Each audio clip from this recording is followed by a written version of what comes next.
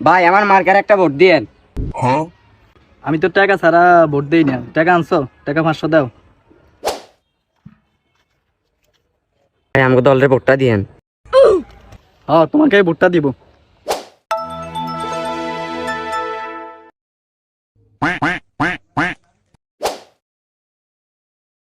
সালাম আলাইকুম চাচা, ভালো আছেন নি? ওয়ালাইকুম আসসালাম ওয়া রাহমাতুল্লাহি ওয়া বারাকাতুহু। চাচা আইসি দেবার কা ভোট সাথে পেলে কা আমাকে মার্কার একটা ভোট দিয়ে নেবার কা। আমি তো টাকা ছাড়া কেউ ভোট টোট দেই না। টাকা আনছো নি? এলাম চাচা 500, এলেন আরো 500, ভোটটা আমাকে মার্কাই দেন।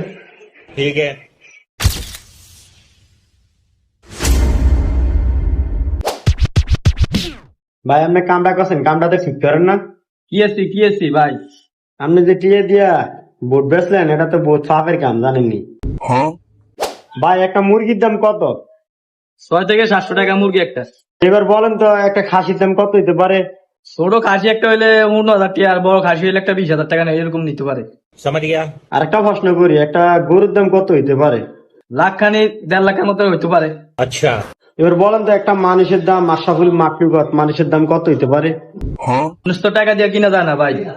এই যে আপনার ভোট টিয়ে দিয়ে আপনি ভোটটা বেচলেন, ভোটটা একটা আমানত।